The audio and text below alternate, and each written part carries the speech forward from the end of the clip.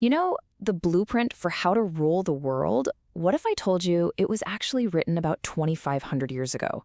We're going to dive into the first true global superpower, the Achaemenid Empire. And its story isn't just about epic battles, it's about the brilliant ideas that held it all together. So, let's just start with the sheer scale of this thing. At its absolute peak, the Achaemenid Empire, or the First Persian Empire, was a monster. We're talking 5.5 million square kilometers. To put that in perspective, that's an empire stretching from parts of Greece all the way over to India. It was just colossal. And right away, that presents a huge problem, right? How on earth do you govern dozens of different peoples, speaking who knows how many languages, worshiping different gods, spread across 3 continents? This wasn't just another kingdom. This was the world's first multinational superstate, and it needed a whole new rulebook. And that, right there, is the key to their genius. The Achaemenids figured out that being a superpower isn't just about how much land you can conquer. The real trick is creating a system to manage it all. And the solutions they came up with would become a model for centuries. Now, the architect behind this whole new kind of empire was its founder, Cyrus the Great. And yeah, he was a brilliant general, no doubt about it. But his true legacy wasn't just winning battles. It was his whole vision for what an empire could even be. I mean, just look at the speed of his expansion. This timeline shows it all. In just over a decade, he takes down 3 major world powers, one after the other. It's like he turned a minor kingdom into a world-spanning empire almost overnight. But his real innovation wasn't on the battlefield. It was this totally revolutionary policy of multiculturalism. See, previous empires like the Assyrians, they ruled through fear and destruction, just crushing local cultures. Cyrus did the opposite. He absorbed them. His most famous move? Freeing the Jewish people from their captivity in Babylon. And this wasn't just him being a nice guy. It was brilliant strategy. You build loyalty that way, not resentment. So Cyrus basically built the hardware, this vast physical territory. But how do you install the operating system? How do you run the software? Well, the next chapter in the empire's story is all about creating the systems to manage this incredible scale.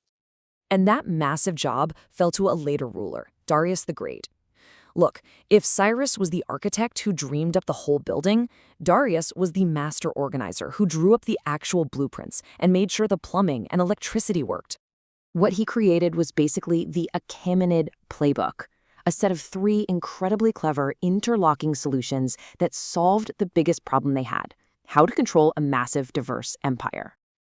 First step, divide and administrate. Darius carved up the empire into provinces called satrapies. Each one was run by a local governor, a satrap, which gave them some local control. But, and here's the really clever part, the top general and the chief money guy in that province didn't report to the satrap. They reported separately and directly back to the king. It was a brilliant system of checks and balances to keep any one governor from getting too powerful. Okay, second problem. You have all these sprawling territories. How do you connect them? Easy. You build an information superhighway. Darius ordered the construction of the Royal Road, an absolute engineering marvel that stretched 2,500 kilometers, linking the heart of the empire with its farthest edge. You've probably heard that famous line before, right? While the historian Herodotus wasn't talking about the U.S. Postal Service, he was describing the Persian couriers on the Royal Road. This was the world's first great postal system. Royal messages, intelligence reports, they could cross the entire empire in as little as 15 days. It was literally the nervous system of the empire.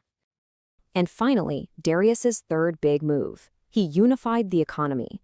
He introduced a standardized gold coin, the daric. This was a total game changer. It meant that for the first time, trade and, more importantly, taxes could be handled in a predictable, stable, and efficient way from Egypt all the way to India. So this was the genius of their governance. This incredible blueprint for power was a massive success, and the empire thrived because of it. But, you know, every great power eventually faces its ultimate stress test.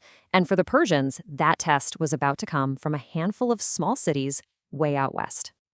The Greco-Persian Wars. This was a true clash of civilizations.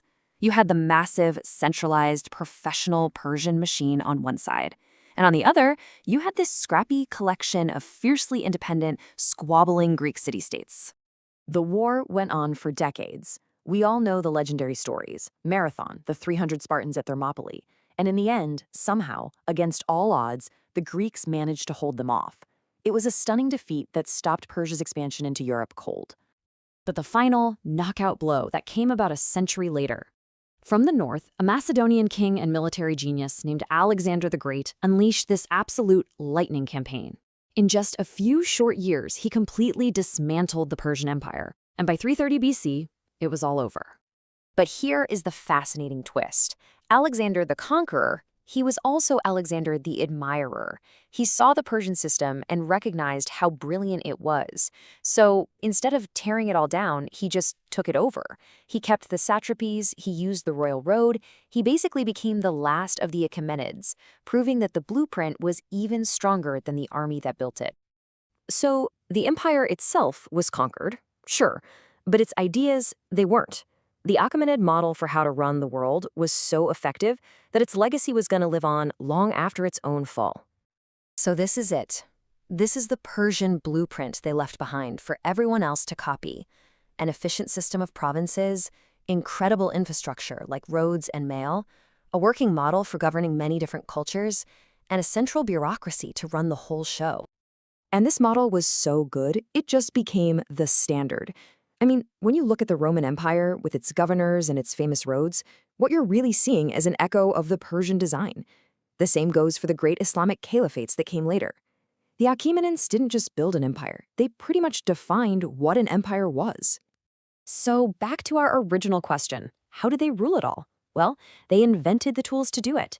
The Achaemenid legacy isn't really a story about conquest, it's a story of innovation. They didn't just take the world, they engineered a system to actually run it. Which leaves us with one last really interesting thought. When you look around at our world today, at our highways, our postal services, our different states or provinces all reporting to a central government, how much of that ancient Persian blueprint for power are we still living with?